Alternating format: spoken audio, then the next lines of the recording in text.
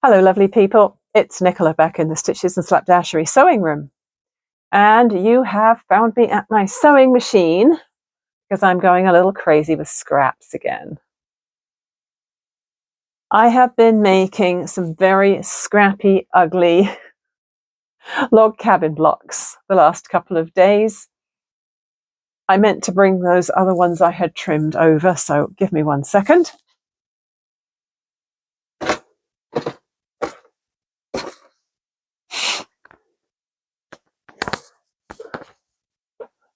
I really need to be a bit more prepared, don't I?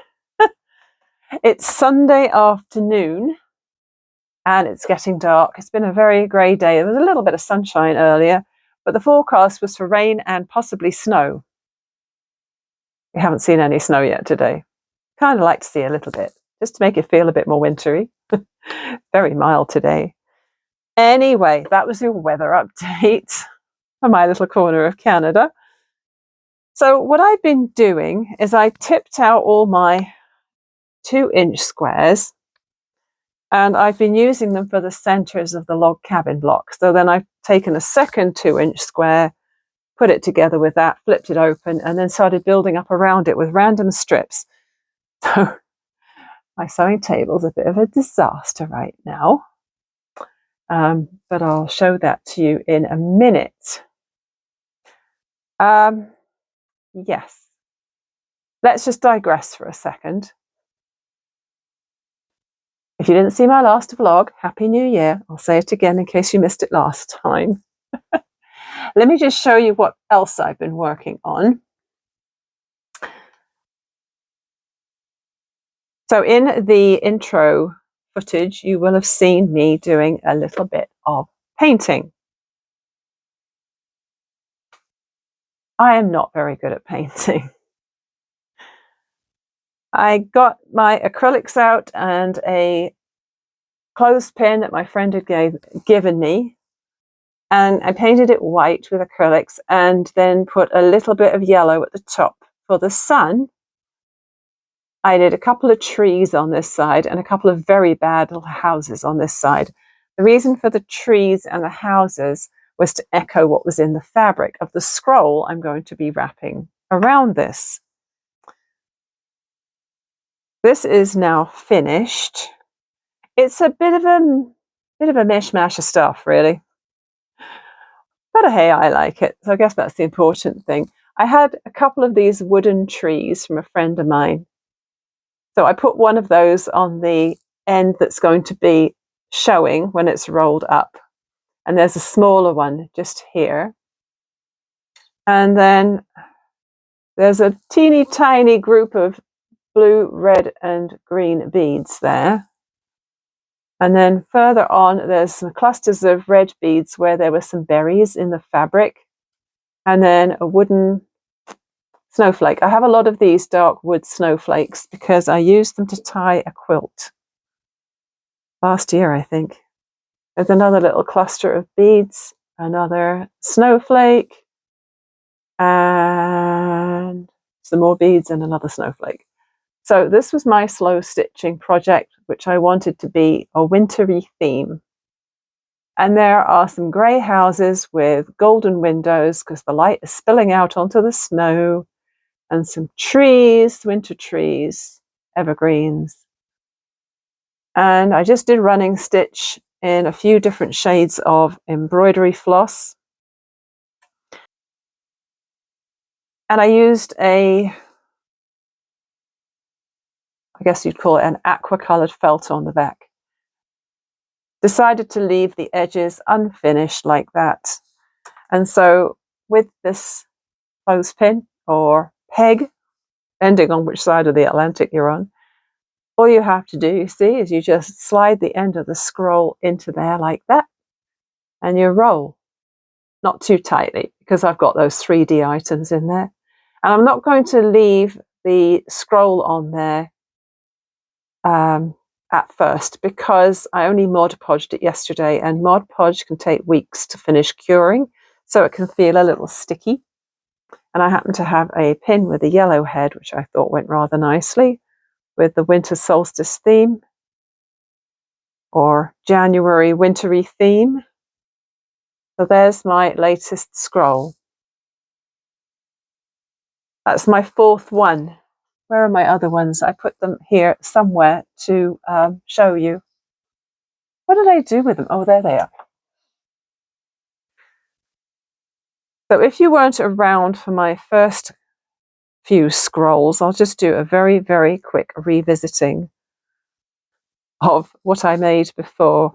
One of my scrolls is missing because the Christmassy one I made, I think it was November or December, I gave to my friend.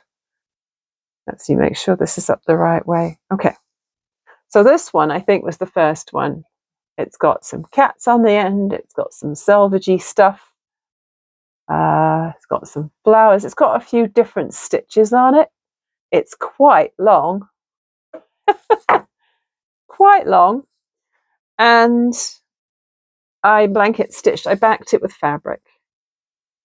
A bit bright there, sorry. And then finished it off with blanket stitch, which I could never remember the name of for the first 2 seconds that I'm thinking of the name. And then I used a thread spool wrapped in felt with buttons stuck on each end to be my scroll holder. Scrolls were new to me last year. There was this woman called Maggie who was making tons of scrolls in the Arty Farty Annie group, or she was showing them off in the Arty Farty Annie group on Facebook. And so Annie had a whole Maggie scroll along or slow stitch along. I think it might have been maybe September time last year. And so everyone got very excited about it and got on board. So this was the autumnal one I made. I showed these off a lot more earlier on, obviously, but if you're new here, you may not have seen them. Again, fabric on the back. Lots of scraps of fabric, different stitches, and another thread spool with buttons on each end. And they're just so satisfying to make. Very, very relaxing sewing. And they're not made for any particular purpose apart from the relaxation and enjoyment of making them.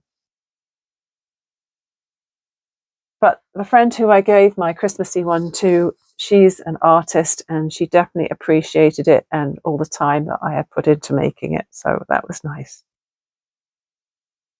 I'm going to take my wintry one off its little clothespin right now and let it completely cure because I don't want it to end up stuck to the fabric or anything like that. Since I did my stash flash, my stash tip out and review and everything the other day, I'm all motivated to start burning stash again, just like I was last January. I love it. This yarn is a banana fibre. I assume it must be made from banana leaves. I'm assuming so.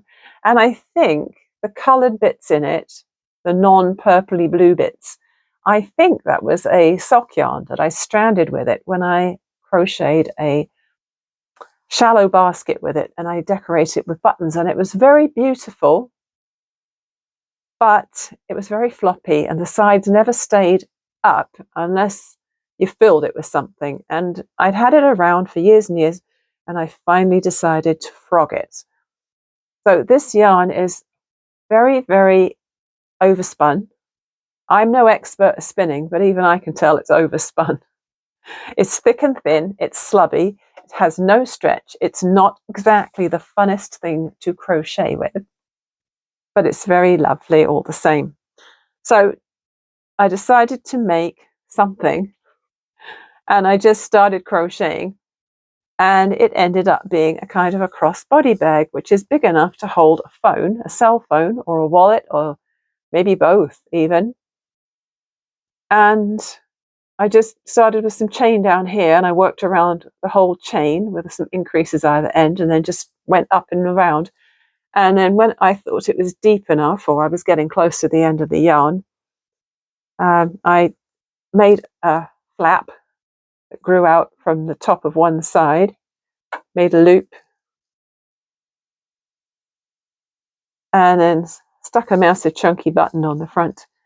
And then, because there was still yarn left, I just did a chain for a really long crossbody strap. And I still have this much left. So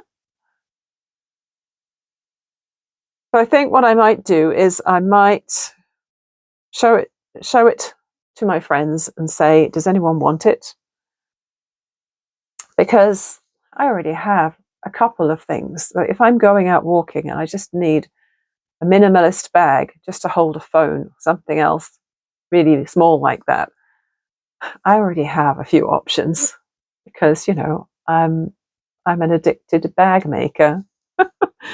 So I might just take a picture of that, send it off to my Facebook friend group and see if anyone wants it, and then maybe throw the spare in with it in case they need to fix it or do anything else with it. So that is going to be my first ball of yarn out of the stash for 2026. Very exciting. I'm going to turn you down so you can see the mess I've made and exactly what I'm doing with these quilting scraps today. So this is what the setup looks like at the moment. I've got my ironing pad on my left hand side with my little teeny iron. I have my massive bag of scraps here. I have the pile of 2-inch squares here, which is getting all mixed up with my scraps. I shouldn't really have them so close together, but the scraps keep falling off into here. Got my spare bobbins. The wonderful thing about going through so many scrappy projects is I've been going through all of my bobbins that have thread on, and I only have 6 bobbins left with thread on. The rest are all empty. Look at those beautiful colours, all empty. Feels like house cleaning when that happens. And this spool of thread here, I don't know where I got that one, but it looks like a cheap and nasty thing, but I'm just using that up. And it's been running and running for absolutely ages. Then on the side here, get my tripod out of the way. Here I've got an old cutting mat, and I have my cheapy rotary cutter there and a 6-inch quilting ruler so that I can sew, press, crochet hook doesn't belong there, sew, press, trim, add more fabric, and so on, making 2 blocks at a time. And they are, as I say, pretty ugly. I've been picking a 2-inch square to go in the middle, adding a 2-inch square, and then working around, not worrying about the width of the pieces, only that they're long enough to go on the edges. And these are the ones I've trimmed. I've trimmed to the nearest 1/4 inch. And of course, they're all different sizes. This one I really messed up. You see the deliberate mistake there? Look how wide this piece is, and this one's barely there. Yeah, I think I wrecked that one. We'll worry about that later. So it's definitely a very random selection of fabrics. And it's interesting because I had tipped out my scrap bag last time I did all those crumb blocks. And when I stuffed it all back in, they all went back in the opposite way round to the way they came out. And so I'm seeing a whole bunch of different scraps, which is actually really nice. So that was 8 that I made yesterday. And these are the ones I haven't trimmed yet that I just made this afternoon. So as you can see, by the time I've finished sewing the pieces, this was my centerpiece here. So I'm doing 1 round and then a 2nd round. So each centerpiece has 2 bits on the outside of it. And this is the mess that they are in before I have trimmed them. So there's that one. That one's got a little bit of pink panther in it. This one's got some peppers in it.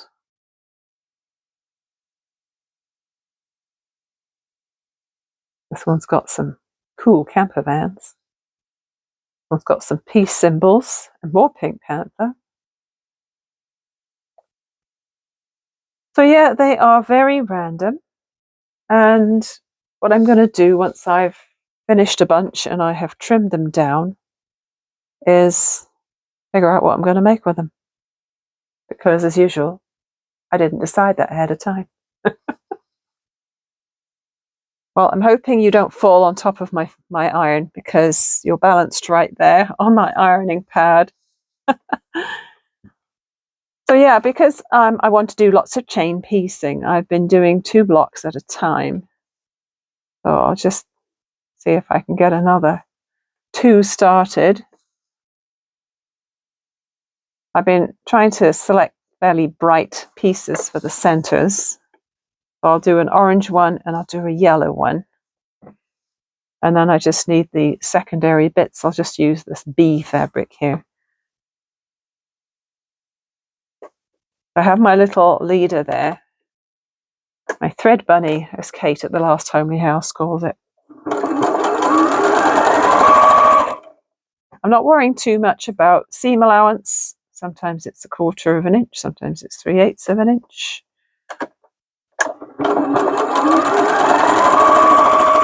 The nice thing about thread piecing is that you can just keep on going without messing about. Each time I've sewn a seam, I just flip that and press it.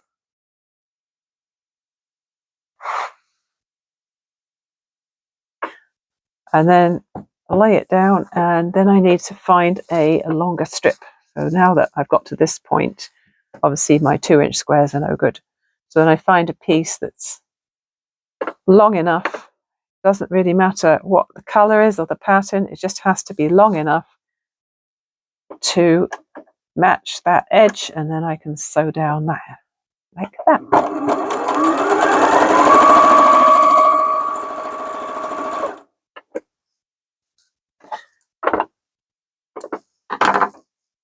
And then of course once you've sewn that seam, this guy pops out the back, and then you press that. I knocked this iron on the floor yesterday. It fell on the carpet, and I thought, oh my gosh, I better grab it fast or it's going to melt something down there. It was okay.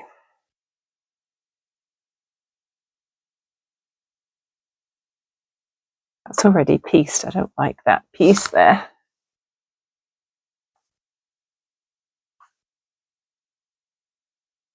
Sometimes with wide bits, I've been slicing them in half. And I do usually slice off the selvage if I see it as well.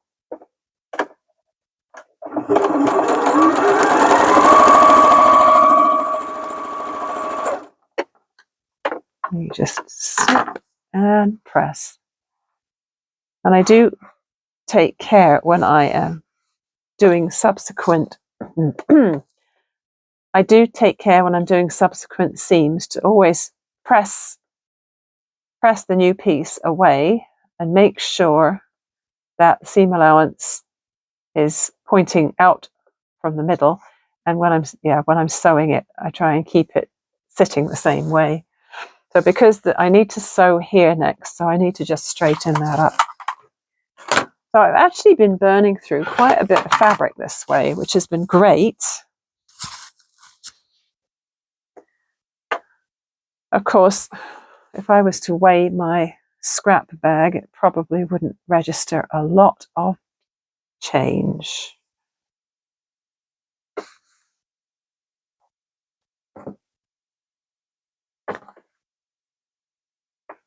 I like to work clockwise. As long as you have a system, it's fine. So this is my centerpiece. That was my first piece. That was my second piece. Now I need to do my third piece over here.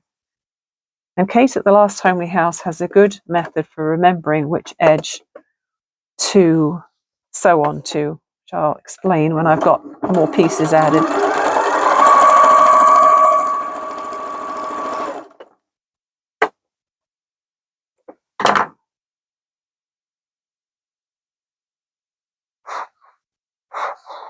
Come on, you guys, be good. So there's that piece, and because I'm sewing here, I'm just going to have to trim this straight. Sometimes I don't even use the ruler. It's just like, oh, as long as it's roughly straight, it's good enough.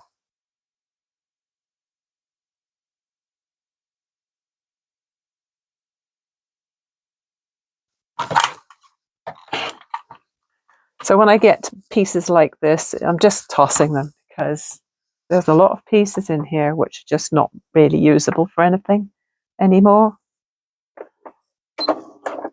Just going to pull this around because I didn't sew to the end of that piece of fabric, so I'm just going to pull it back.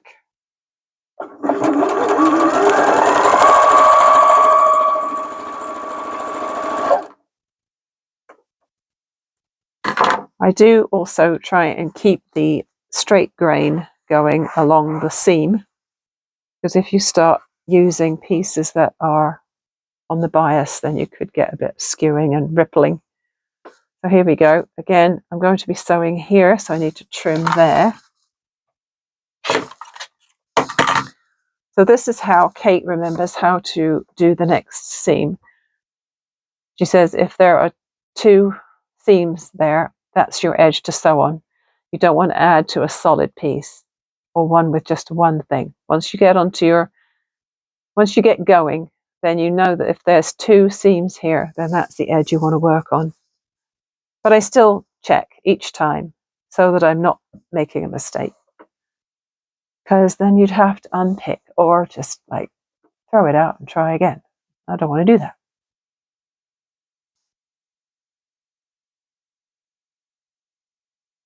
That's a beautiful piece. This is one of my most favorite fabrics I've ever bought. Can't really see it very well, can you? Because the light is shining from above and not on the fabric. I've got you kind of in an odd place right now. Now, you know what? I don't want to use that piece yet because it's such a nice big piece that I should probably save it for one of my outer strips.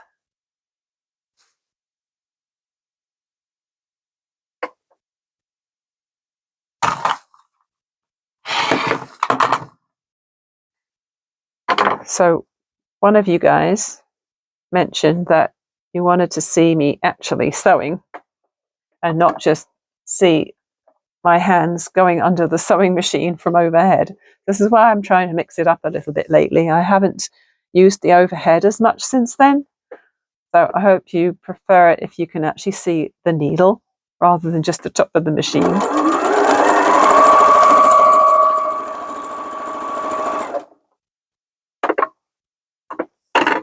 Oop.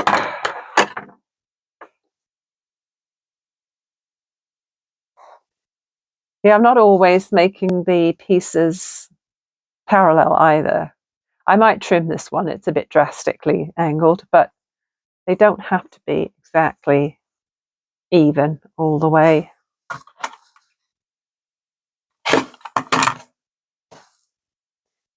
And they are going to be squared up at the end. Oops. Not quite long enough. Ha, I have this toilet paper fabric here. This toilet paper fabric was one that came in at Fabricland after COVID. There was one that said wash your hands. There was one that had toilet paper on it. And you remember probably, I'm sure you remember, all of the worries we had that toilet paper was going to run out during 2020. That was a horrible year, wasn't it? Very stressful year for everybody.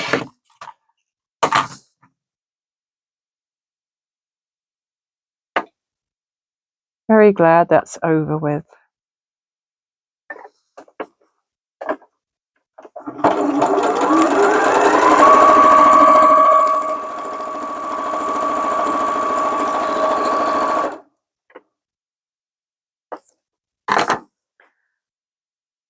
I posted a link to my dishcloth tutorial on a forum today, and I watched the first couple of minutes of the video, and I was reminded that I was really sick at the time. I had forgotten, but my first year at Fabricland at Michael's, I got sick twice last year. Usually I never get sick, and then last year I got sick twice from I guess from all the germs flying around with the staff and the customers.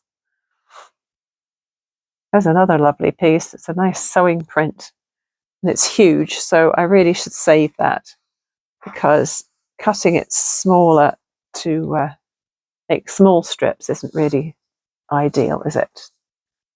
This is one fabric which I have no idea why I bought, because it's so ugly. Green and orange on a black background. It looks like something you'd put on the road to keep traffic away.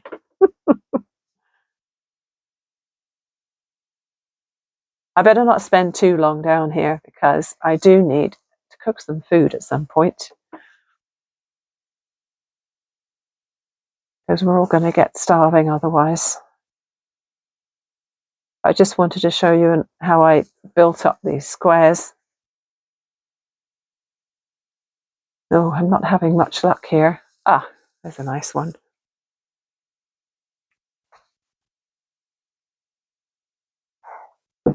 Do like this lovely blue. So again, this is my center. This was the first one, second, third, fourth, and now this edge here is the one I'm adding to. And I'm going to leave this blue this wide so that I can trim it to a good size at the end.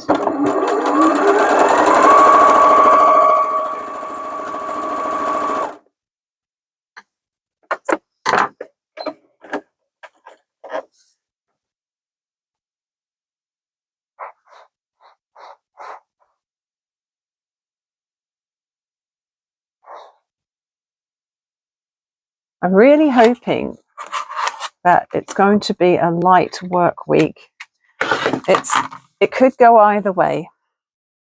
January is a quiet month at the store, but the regular cashier is away, and so either I will keep a light week of shifts, which is what I have scheduled, or they're going to add extra onto my plate because I'm needed on the till. So I'm really hoping it is the light week as far as work's concerned, because obviously I could spend more time in here.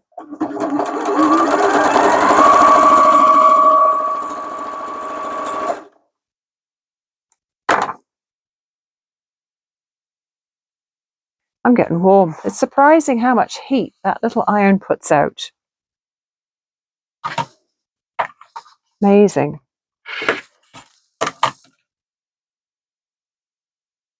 All right, where are we? Yeah, this is why I have to keep checking. So 1, 2, 3, 4, 5. This is my edge that I need to add to next.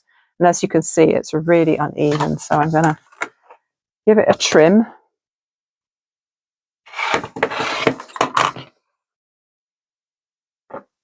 And then I can find something else. Oh, there's some beautiful green, which is also a nice large piece.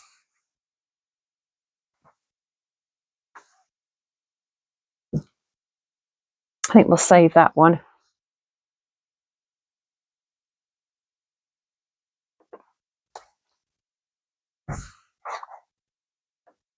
This one's perfect.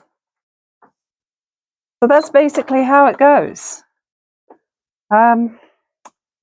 Thanks to Sue, who sent me a picture of a couple of the bags she had made. If you were here last time, I mentioned making possibly an envelope bag with my scrappy piece of patchwork. And I couldn't find the original video from the last homely house which showed how to make it, although I'm pretty sure I can remember. And Sue sent me a photograph on Instagram of a couple of the ones she's made, and they're really pretty. So I'm thinking I should make one. I don't know if this is what these guys are going to be used for, but Yeah, I kind of like maybe something a little bit more planned for that rather than just this crazy, ugly log cabin idea.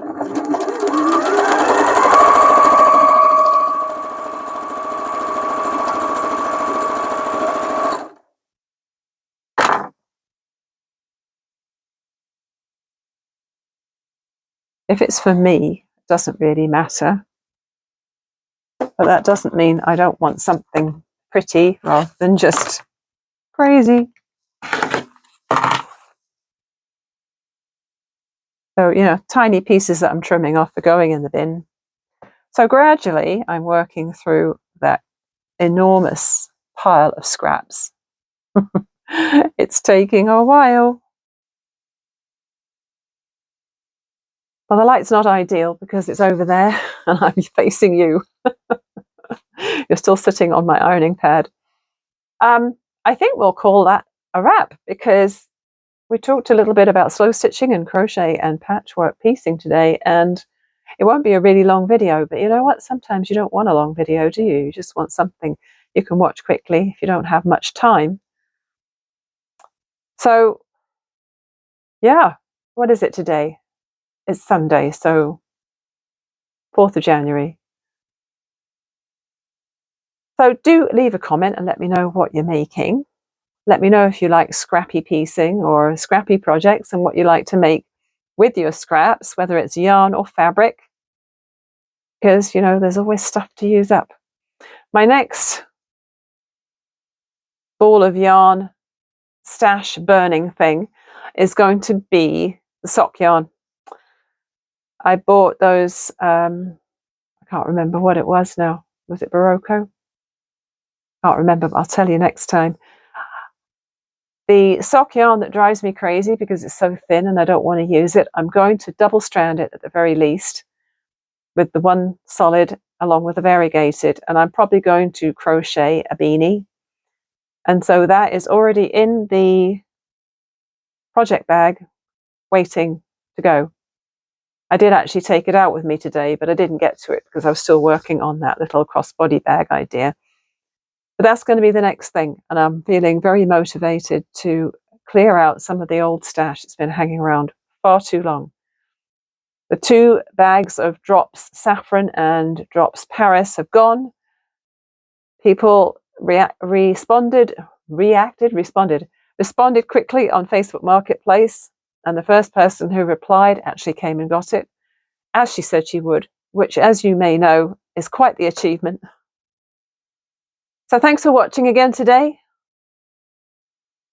I hope you hang around and I get to see you again next time. Bye for now.